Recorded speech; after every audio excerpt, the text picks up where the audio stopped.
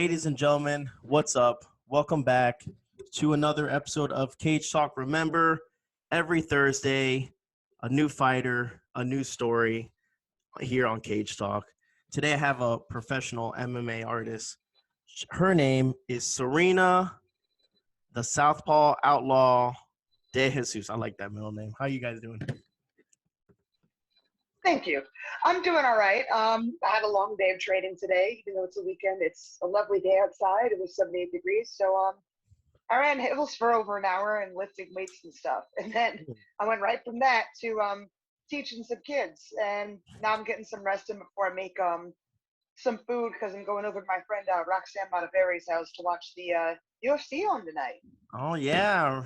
Cool. And again, Roxanne's fighting soon as well. I think she announced something. But again, yeah, it's going to be a good card. It's going to be a really good card and stuff like that. So I'm really excited for. Yeah, when you got a card this stacked that you got Dominic Cruz with the prelims, it's like, ooh. Because I know Grant Dawson is on there, and man, that kid can fight. Yeah. So you got scrappers like him and other killers in the card. This is just going to be a bonfire, just night of cards, fight on the card. Excuse me. Yeah, absolutely. And again, I'm glad you're on the show. I do appreciate you coming on and stuff like that.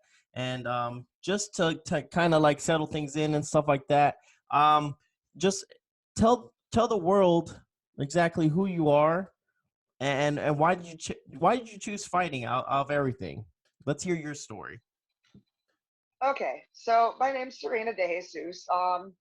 I was a little kid with no motor skills because I'm autistic. I didn't find out till I was 13.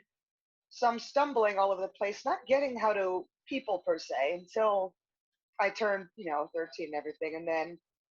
But I was always a fight fan since I was little. I loved Tekken, I loved anime, video games, and all that fun stuff. So as a kid, my reward every time I did well in school, like every Friday, I would rent videos. I know I just probably dated myself there a little bit. Absolutely. So I'd be getting anime, and my dad would be getting UFC on tape. So I played as King all the time on Tekken and stuff, and I'm seeing Sailor Moon and Power Rangers. That's probably not helping me as a kid. And then I see the infamous Paul Herrera versus Gary Goodridge, excuse me, gets Herrera in a crucifix and just obliterates him. And I'm like, oh my God, this looks like some sort of grappling transition that you would see in Tekken and stuff like that. So I'm like, I was hooked, and I just kept watching Pride. I went to WC Wreckage, IFL, to Strike Force, and then on. So I really loved it. I was doing some athletics when I was in high school, like weightlifting and softball, but it didn't feel the same, didn't feel great versus me training when I got out of high school. When I was going to college, I just fell in love with it. And then training turned to my first grappling tournaments, and my grappling tournaments turned to Muay Thai fights, and my Muay Thai fights turned into mixed martial arts, and I've been loving every step of the way. Nice, very nice. Actually, funny that you would name drop Gary Goodridge. I had him on the show as well, and he actually explained his knockout of that first fight he had with Paul Herrera, and how he said that he just studied that fireman's carry, because that's what he said that his camp saw from Paul Herrera. He's like, he does the fireman carry. We have to figure out, how do we block this move? How do we block this move? And he said that he was supposed to go for a submission attempt when he did the fireman's carry, but he ended up just thinking elbow, and I mean the rest is history. As you saw a million like 7 or 8 elbows to the head, but yeah. So now can you explain? We talked a little bit before. I mean, like I said, a lot of people get autism confused, and they, there's only certain signs, and I mean, depending, there's variants, there's different signs of autism. A couple of friends of mine have autism and stuff like that. Can you explain your kind? Because again, a lot of people are uneducated, and they assume automatically that you don't talk to people, and you're shy. You don't, but it's not like that all the time. Yeah, and all that. Yeah. No, there's some things that, like for example, before my diagnosis, I'd had horrible motor skills. I would trip and fall, and my shins would be bruised all the time. I can't help from all those times of falling. I would half wonder if that's why my shins are so calcified down. It sucks when I hit somebody else. So I have that. When I was younger, I only got so many types of emotions, and it wasn't that I was cold hearted, just like it didn't compute. Yep. So when I got my diagnosis of autism at 13, after running the gamut through pretty much what it felt like every single other diagnosis in the book, Okay. I had a case manager who came and worked with me and my family when I was 13 till I was 20, Mhm. working on various social skills and stuff, learning how to, communicate and be out and about the world. Um, so I'm 29 now, so I haven't even been a full decade without a case manager, but a lot of her lessons she gave me and all the work, it really paid off. So that's basically, so for me right now, like when people talk to me, they're like, she seems pretty normal until they start seeing me kind of shake a little bit, or when I start getting uncomfortable, I kind of try to slip out to thinking I'm being, shy or socially awkward. But it's upstairs, I kind of hear the ticker going down. It's Mhm. like, okay, I can only tolerate this much before I start kind of losing my composure. I don't want to do that in front of people. It's Yeah. embarrassing. No. So that's where I step out, or I do my own things. Like I always have my earphones in, so at least I have like one kind of stimuli to focus on for a little bit, Okay. so I can kind of reset myself and get back in it. It's these little kind of steps I take to kind of mask, Hmm. because for someone with low needs, meaning somebody on the spectrum doesn't have that many needs, just because it doesn't look like it's heavy doesn't mean the burden isn't Absolutely. heavy. And that's the biggest point. There's people like my sister, for example, who is moderate needs. And then you have your stereotypical cases you see in the media of what autism is. Like it's a spectrum because it varies so Hmm. much from person to person to person. You meet me on the spectrum, I'm not going to act like my siblings. I'm not going to act like your neighbor down the street or anybody, who they know is autistic. We all are just a little bit different.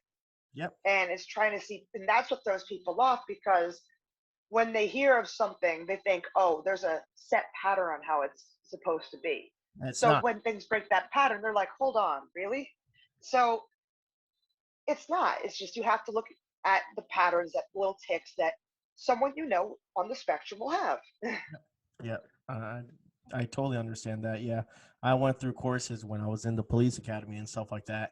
And, they had, courses on dealing with a situation or a person like that. But like you said, I mean, everyone has their own little tick and stuff. And yeah, just because you go by the book doesn't mean, I mean, that's what you go through, like use common sense. Same Hmm. thing with my job now. Like we deal with the public a lot. And again, some people don't, they lack common sense and automatically think Hmm. if you're talking and they're not listening, I mean, if you're talking and they're not answering or responding to you, that means they're not listening to you. And it Hmm. could be a language barrier. I mean, it could be tons of things, but we as human beings like to assume automatically and be like, oh, well, what's wrong with this person's not listening to me, instead of just like Hmm. taking the time just to figure it out and see, what the issue is. And it sucks. Hmm. I think society itself, um, people are really like when it comes to patience, they're not. They have no patience whatsoever for anyone's shit. The, there's that. It's that, and they're slow to change. I think they're slow to change. Like something new has been added, and they're like, "Oh, I'd rather just push that off to the side than learn about it because the world has to conform to me." Yeah. And it's something I guess I don't get because I'm autistic and and I cope with the world, so I know how to kind of apply myself in different ways Hmm. to kind of make sure everything keeps running smoothly. But I don't think everybody is as open minded as I am. Like I said, I guess I have that different viewpoint of the world, but Yeah. Unfortunately, I mean, not everyone is open minded. Again, it would be great if people were. I mean, I think it would be a better place to live in. I mean, 100%. But I again, agree. Uh, people just like to be stuck in their ways sometimes. Some people just can't change. Like you said, some people, and Hmm. I'm not you know, dishing out to the older people, because the younger crowds, they're just hard headed and they don't like to listen. But then you have the old heads, like especially, again, on reference, like my job per se. I mean, there's some that are just stuck in their ways, and I mean, things have changed drastically and stuff like that, and they're still stuck on doing the same thing the same way they did from day one in the job, and it doesn't work like that. And No, it doesn't. so, quick question about your headphones. Is that when Sure. you're feeling uncomfortable and stuff, that's kind of like your like plan B, sort of? When For me, my biggest things is I have sensory issues, so I have light and noise sensitivities, and like I'll jump around. I'll jump when I hear, like, for example, weights slam behind me in the gym, and everyone's wondering, like, why is she jumping so much? And it's just because, to me, that sounds way louder than it's probably sounding to the rest of everybody in the group, and Yeah, I can't help that. yeah. It's just how my ears are. Like, there's times when my teammates are whispering stuff and I hear that and they're like, how'd you hear that? I'm like, and they're like, oh. So when so that part of your brain that filters out the unnecessary noise in the background, I never had that. So I'm Okay. hearing everything and anything at once. So it's hard to kind of sift through the noise. It's more energy consuming. So when I feel like I've had enough and I need a break, because these are noise canceling, I Okay. put them on. I just tune out with something for good, like maybe 5, 10 minutes. And And then then when I get, reset. I've had that one sound, I can come back in and like deal with everybody again. So Gotcha. it's these little things through trial by fire I've kind of figured out. Yeah. Like, I didn't know that when I was younger, that light was such a big deal. I thought everybody went through that and I was just the weakling. Same Mm, thing with my noise stuff. I thought everybody had the same thing going on and I just couldn't get with it. mm. But it turns out, no, how I perceive light, how I perceive noise is different, you know? So again, that's what makes me different than, say, my siblings or everybody else. But, you will still encounter autistics who have these kind of sensitivities but will react differently. Definitely. And you know what? How does that kind of transfer into your career in MMA? Like you said, you kind of struggle with lighting and sound. So imagine an MMA fight. I mean, you have people I'm going yelling, through a lot. and A if you, girl be going through a lot. yeah, I mean, So if you could explain maybe a situation that maybe your first fight, or maybe every, I mean, I'm assuming it was probably every single fight. There's been a situation, correct? Mhm. Correct. All But right. like my first fight, that was definitely the big changer because this was a entirely new situation I've been in. Like, in my everyday life, Mhm. normally the situations I throw myself in does not change. So Okay. as I've gotten older, I have found new ways to cope or navigate said situations. But getting into a sanctioned fight was entirely different because you're not prepared for how hot those stage lights are beaming down on you in the middle of a fight. You're Mhm. not prepared for, your heart feeling like it's going to beat out your chest. You're not prepared for the cotton mouth. You're not prepared for your body just not feeling right from the adrenaline. So you have all these new chemical changes and imbalances that are coming because of a situation you thought you were going to just handle with ease. Yeah. And then you're getting in there. Not only are you having to try and, for me, I had to scramble with my first coach and pick out his voice out of the entire crowd. I mean, Wow. granted, it's an amateur fight. It's a small crowd, but it's still a crowd nonetheless, and noise while you're focusing on your body feeling like shit, or at least not like how you normally go through sparring or whatnot and how to navigate that. It's a lot on the plate, but I was able to kind of pull through. Just, I guess I'm really stubborn. Just like, yeah, all right, someone's hitting me and trying to take my head off. All right, fuck it. So I just went through it. I mean, that first fight, I didn't really hear my coach at all because I also had to deal with a botched weight cut for the first time ever that I Oh, did pretty much on my own. So all these little factors, and somehow, by the grace of God, I made it through with a win. So, but yeah, each fight presented its own different struggles, such as one amateur fight I was fighting in front of 17,000 people, and I wasn't prepared for it. It threw me off, and fight didn't go my way, and it just didn't. But then the next time I came into that area, I knew what to do. I knew how to deal with the noise, and I came out winning my amateur title. So Nice. yeah, it's definitely a single fight. So like I mean like most fighters, every fight is a learning lesson, but for you, it's something you kind of you learn new about yourself kind of if you think about it. I mean, you have Correct. and especially what about now since there is no crowd? I mean, it's is it a little bit easier for you? I know obviously it's not going into a cage and fighting is never easy, but just the noise reduction. I actually have not been in a fight with no crowds yet, which No, is not very yet. surprising during Rona. I have fought twice since the pandemic changed the rules for crowds and stuff. One was in Miami, Florida. I was told there was not going to be crowds, and then there's crowds. So I didn't appreciate being lied to Yeah, by that one promotion, among other things they did. Um, and then the last fight I was in Knoxville, Tennessee, there were crowds, but there was a mask mandate in place.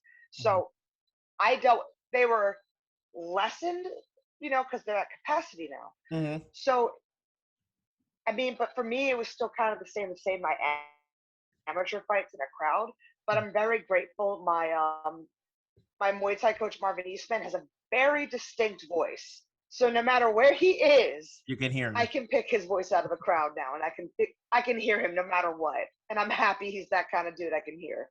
That's So awesome. I have no problems in that department nowadays. Hmm. That's awesome. Now, how about the lighting? Now, has that affected you during a fight by any chance? It affects me kind of if I'm looking straight up at them, like if I was in the bottom of a grappling position. Hmm. Thankfully, fingers crossed, we are not getting in that position. I've been taken down three, four times so far in my career, but I've always gotten right back up. Okay, So perfect. I've done the Derek Lewis before Derek Lewis made a famous.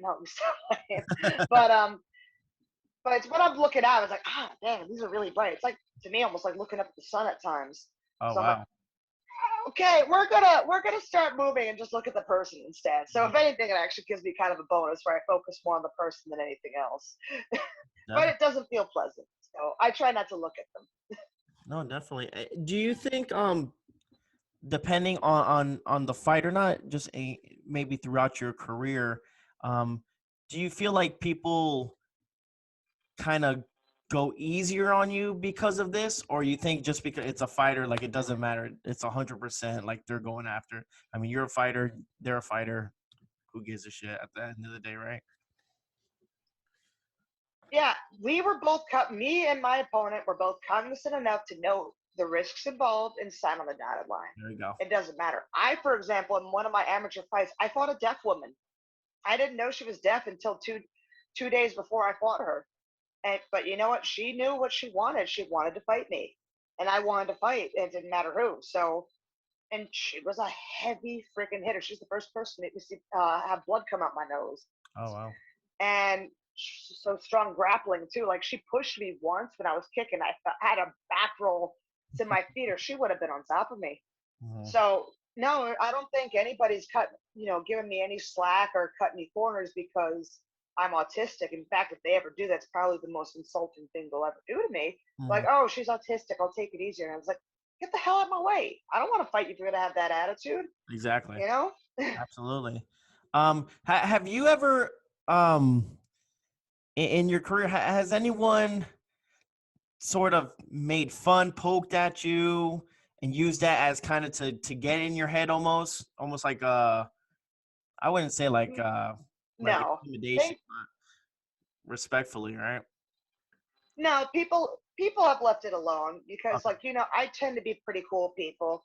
My general philosophy is I don't start a fight, but I'll finish it. So if there's trash talking involved, it's going to always start from the first person.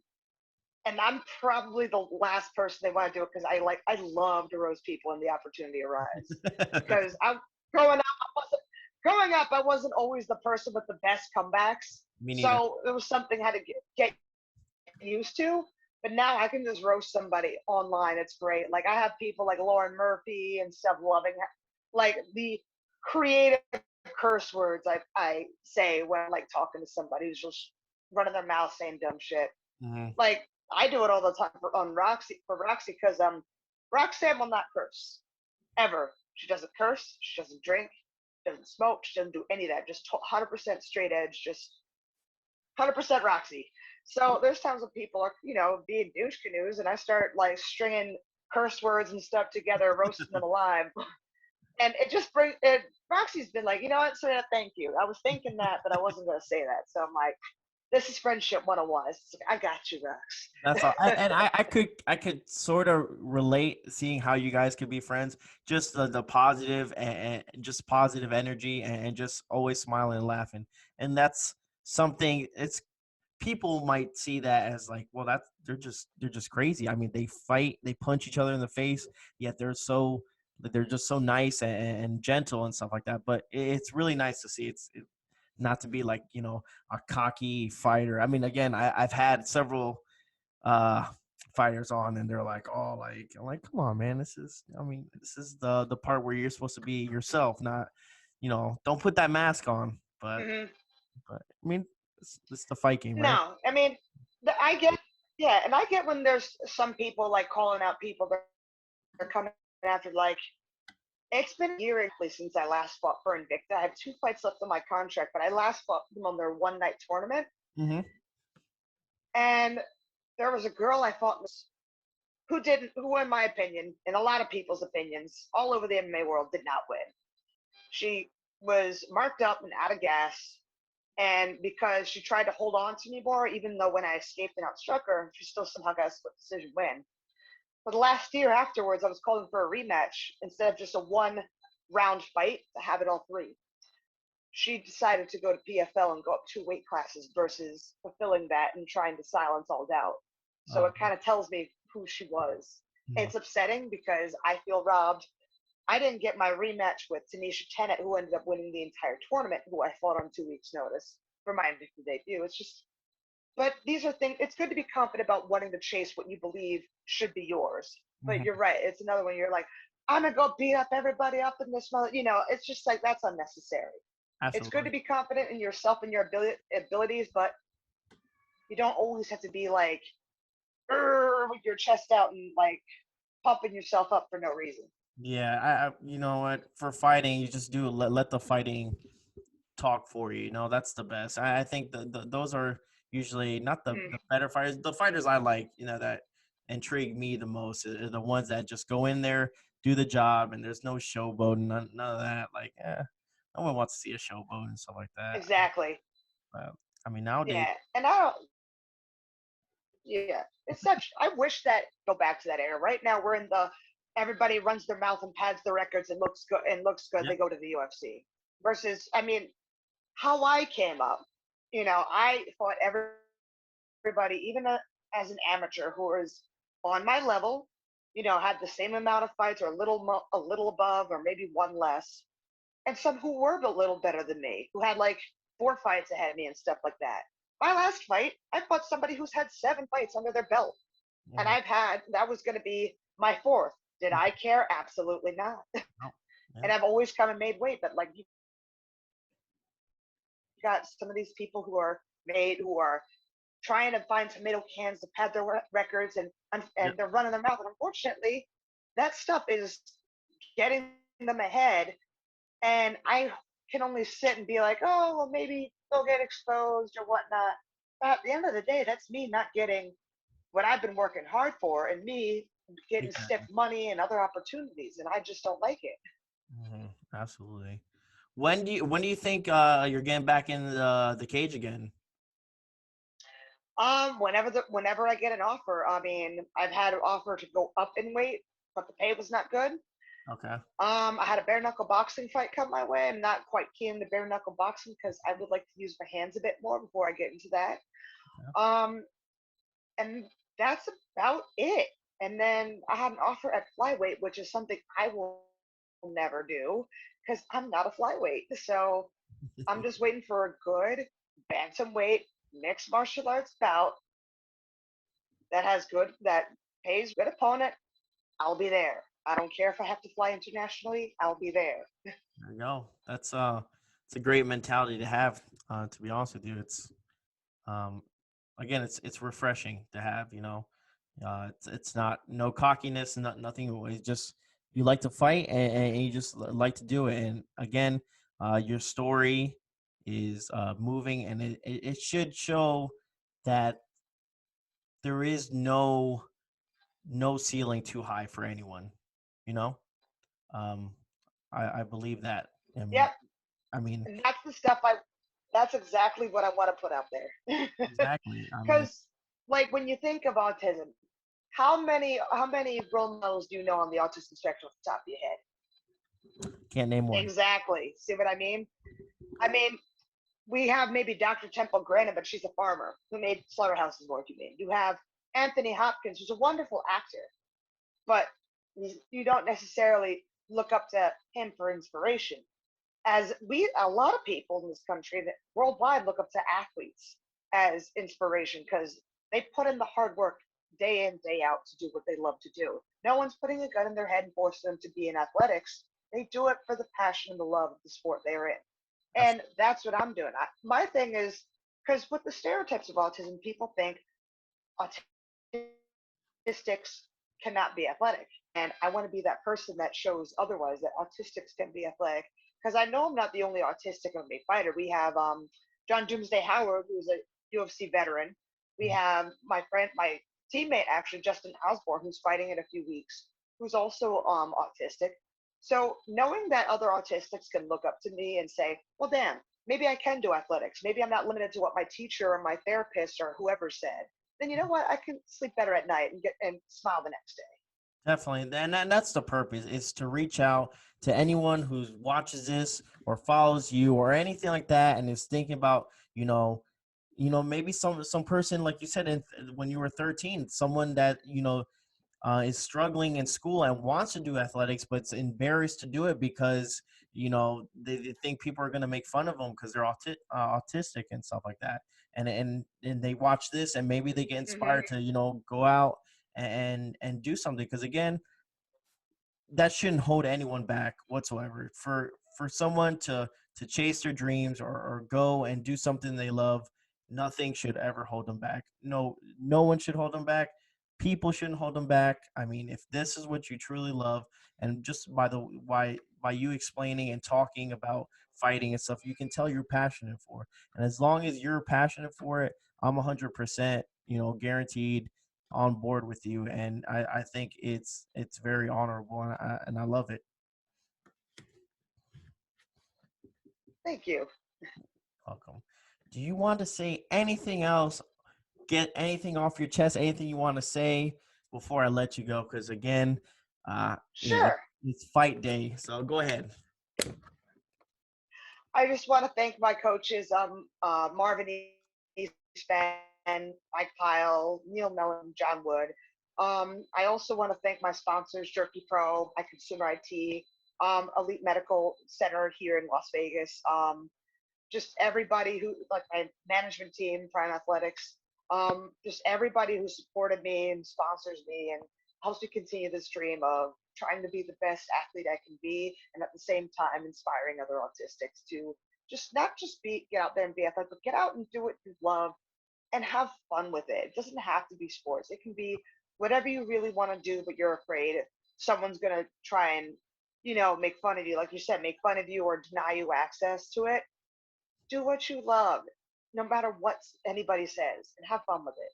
Yeah, absolutely. That's the key to everything. And like I said, not just with Hmm. fighting, but with anything in general in life. So again, the sky's the limit for anyone. So again, I just want to say thank you so much for coming and sharing. And we look forward to seeing you in the cage again. I'll be rooting for you. Can't wait. All Oh, right. thank you. You Hopefully, I'll get to come back to Tennessee again next time. there you go. All right. that's Oh, that's where I fought last. I fought up in Knoxville. Hopefully, I'll fight there again. Who knows? there you go. Fingers crossed, right? Right. All All right. right. Have a wonderful weekend. You too.